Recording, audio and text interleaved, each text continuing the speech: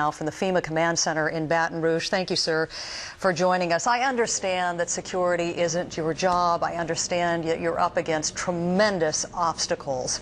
But how can it be that hundreds and hundreds of thousands of victims have not received any food and water more than 100 hours after Katrina hit? Paula, I think it's so important for the American public to understand exactly how catastrophic this disaster is. I mean, we have a major American city, a major urban area that has been totally demolished.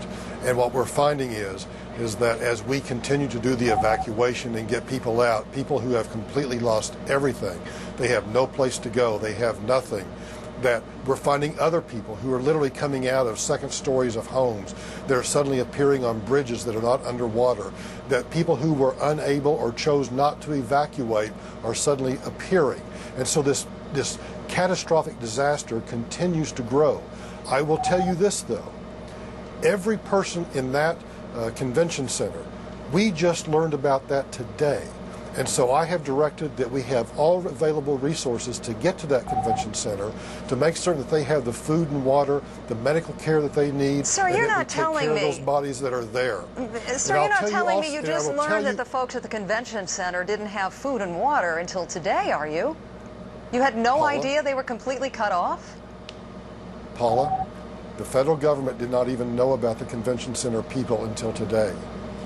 We have been doing the evacuations from the Superdome for several days. We're taking people out from the Superdome to Houston and San Antonio. The people in the Superdome have been fed.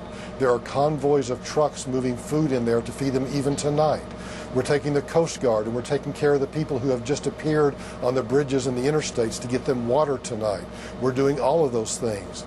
Those people have suddenly appeared.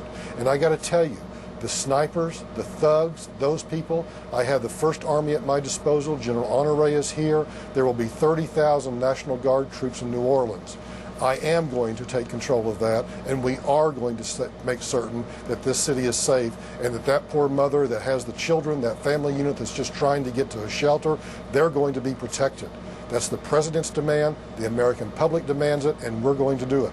And what about a situation like you just heard at Charity Hospital tonight, where they were in the process of evacuating patients, and they were told once they got those critically ill patients in a boat, put them on the boat, that the boat had to be sent back because where it was being dispatched to was underwater as well, and there wasn't any reasonable place to leave them off?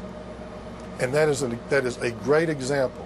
Unfortunately, a great example of how catastrophic this disaster is, that we may have a place that we're going to take critically ill patients and suddenly it's not there and we have to change plans on the fly. That's how devastating this is, and that's why we're bringing in the National Guard. That's why the Coast Guard will continue to run missions all night with night vision. That's why the First Army is here.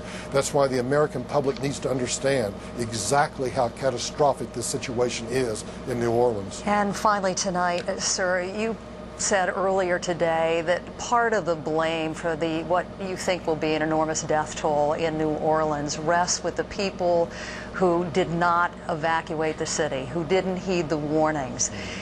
Is that fair to blame the victims, many of whom tell us they had no way out, they had no cars of their own, and that public assistance wasn't provided to get them out of the city?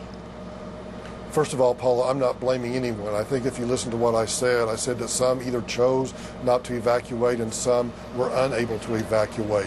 And my heart goes out to even if they chose not to evacuate, my heart still goes out to them because they now find themselves in this catastrophic disaster. Now is not the time to be blaming. Now is the time to recognize that whether they chose to evacuate or chose not to evacuate, we have to help them.